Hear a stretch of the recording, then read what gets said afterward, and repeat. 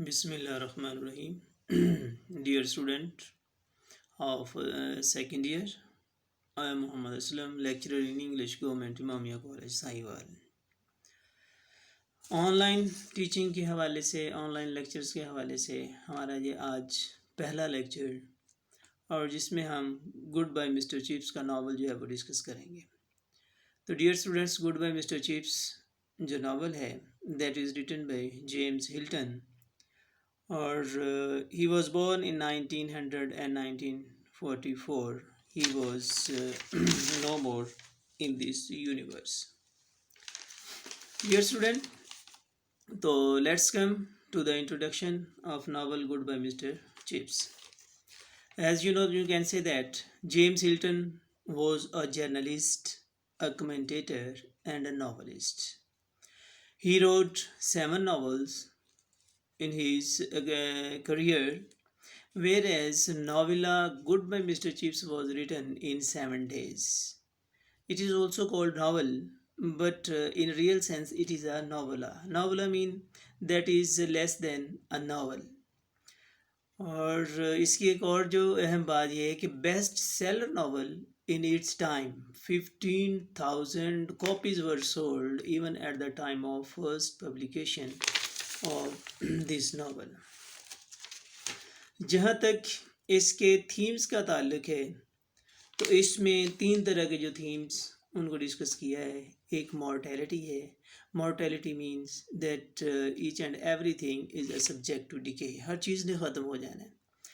اور جس طرح سے یہ کہ مسٹر چپس جو ہے اب 1833 میں اور 1933 میں اس کی ڈیتھ ہوئی ہے اور وہ اتنا ایک اچھا 75 سالہ اپنی زندگی گزاری. 45 سالہ جو اس کا وہ کریئر تھا ٹیچنگ کا. He is no more in this world. Catherine Bridges she is no more in this world.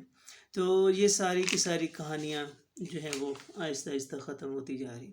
جیسے یہ شیکسپیئر نے یہ کہا تھا کہ this world is a stage and we are all are artists.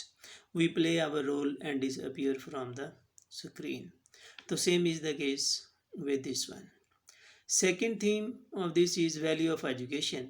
Education کی اہمیت کے حوالے سے بات کی گئی اور ایجوکیشن کے حوالے سے جو ہے وہ ٹاپکس جو ہے وہ ڈسکس کیے گئے جس میں بچوں کی پرائرٹی جو ہے، مسٹر چپس کا ایٹیٹیوڈ جو ہے اور اس کا بچوں کے ساتھ اس کی sincerity, each and everything is discussed by James Hilton. اور third one is reference of one's forebears. Reference, respect, احترام، فور بیئرس، فور فادرس. تو اس میں جو ایک رالسٹن کا کریکٹر تھا، ہیڈ ماسٹر تھا، 37 ایئرز اس کی ایج، اور وہ ایک طرح کا بہت روڈ تھا.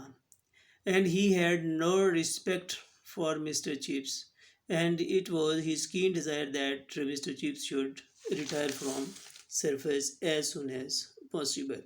تو اس سے ہمیں یہ پتہ چلتا ہے کہ ہمیں اپنے سینئرز کا احترام کرنا چاہیے. تو آگے ہم مسٹر چپس کو ایک گلینس میں دیکھتے ہیں. Biographical novel. مسٹر چپس جو ہے وہ ایک بایوگرافیکل ناول ہے. بایوگرافیکل ناول اس انداز سے کہ یہ ایک اسکول ٹیچر مسٹر چپس، اس کی زندگی اور اس کی پرسنل لائف، اس کی ایجوکیشنل لائف، ٹیچنگ کے حوالے سے جو کچھ اس نے کیا وہ سارے کے سارے اس میں ڈسکس کیا گیا. تو مسٹر چپس جو تھا وہ 1848 میں پیدا ہوا اور 1933 میں پاسڈ آف ہو گیا. اس کا ریئل نیم مسٹر چپنگ تھا اور lovingly he was called Mr Chips. تو مسٹر چپس نے 1869 میں میلبری پبلک اسکول اس کو جوائن کیا. 1 سال وہاں پہ پڑھانے کے بعد اس کو خیر بات کہہ دیا. اس کی ریزن وہاں کے بچے بہت شرارتی، انہوں نے اس کو بہت تنگ کیا اور اس نے ڈس ہارٹن ہو کر اس کو چھوڑ دیا.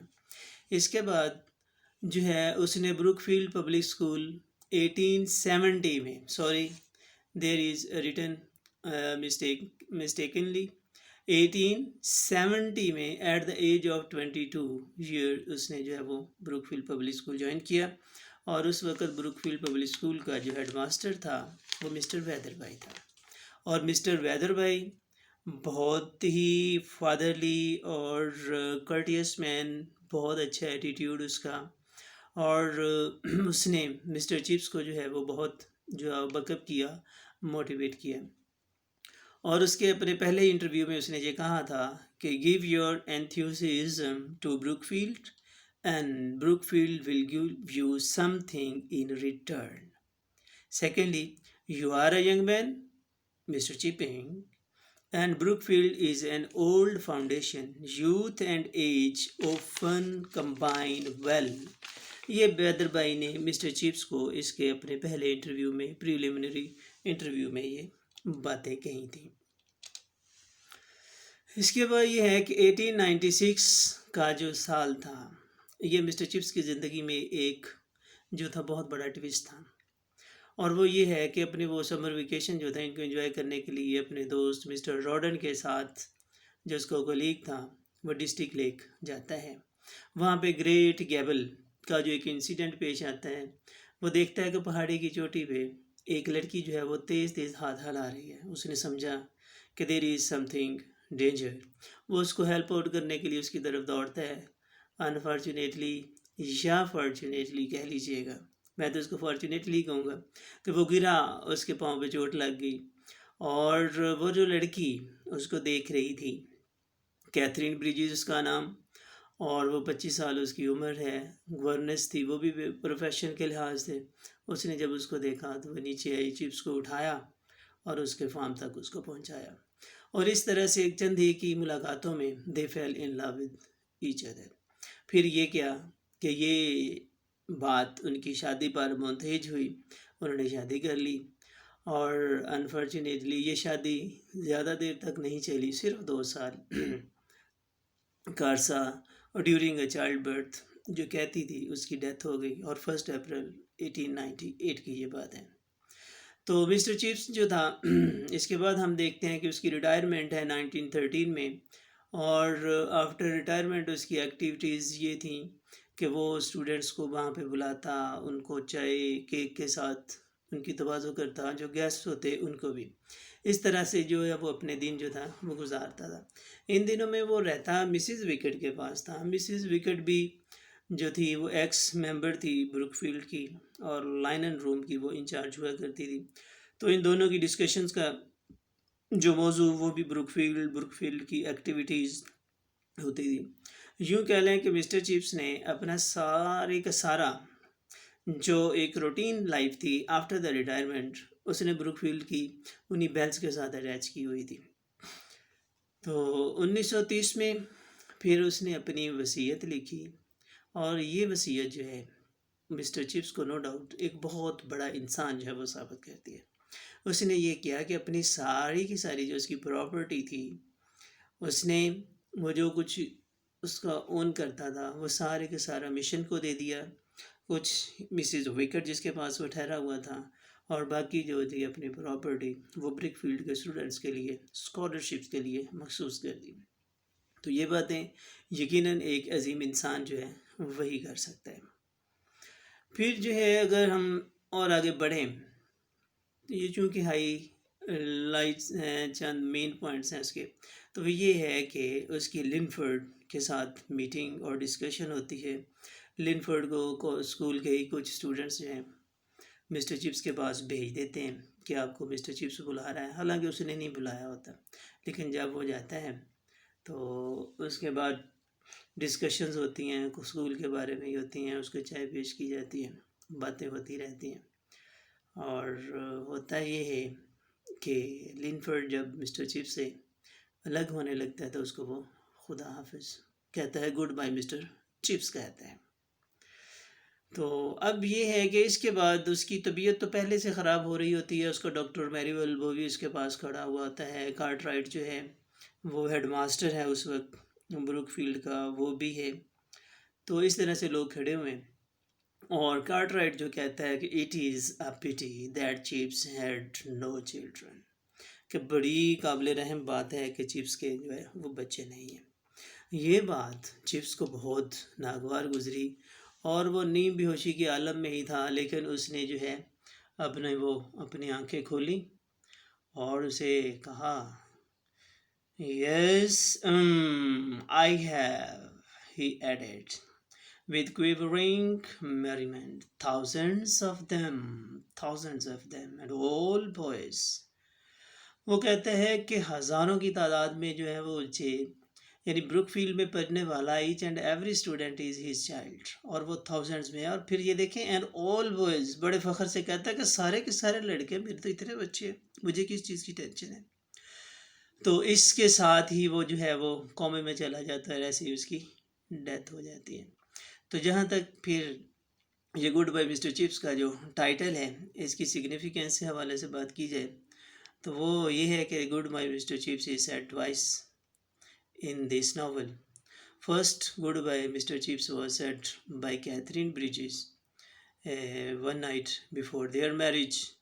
And with this Goodbye Mr. Chips started a new life, the life full of happy and merriments.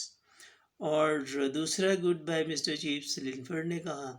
جو ہی لنفرڈ نے جو گڈ بائی مسٹر چپس کہا تو وہ سارے کی ساری باتیں اس کے ذہن میں پھر وہ کیتھرین کے کہہ کے، کیتھرین کے ساتھ شادی، بچے کی ڈیتھ، کیتھرین کی ڈیتھ، اور اسی طرح سے وہ اس دنیا سے چلا گیا.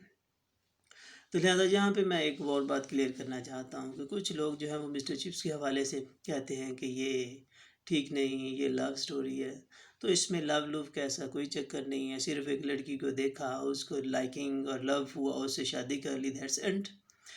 باقی جو ہے ابھی وہ باتیں آپ سے ہوئیں کہ وہ بچوں کو اسٹوڈنٹس کے ساتھ اس کی فرینکنس جو ہے وہ چائے پہ انوائٹ کرنا، کیک ان کو پیش کرنا، اور اس کے ساتھ ساتھ اپنی ساری کی ساری پراپرٹی وصیت میں جو ہے وہ اتنے اچھے کاموں کے لیے مختص کر دینا، تو یہ ایک عظیم انسان کر سکتے ہیں. اور پھر اس کے اپنے بچوں کے ساتھ اٹیچمنٹ ہے. ایون جو ہے وہ اس کے اندر مسٹر چپس ناول میں بہت سے انسیڈنٹ سے ریلیٹڈ جو ہیں وہ بھی بیان کیے جاتے ہیں.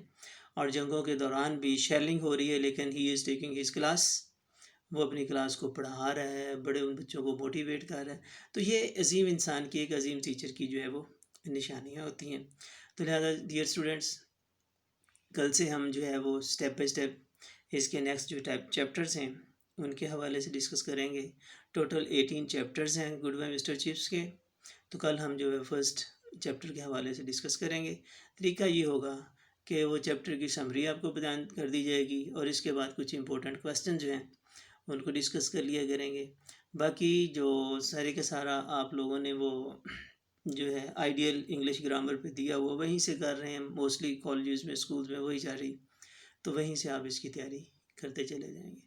امید ہے کہ اب آپ گڈ بائی مسٹر چپس کا ناول میں کیا ہے، کیا ڈسکس کیا گیا، وہ آپ سمجھ گئے ہوں گے.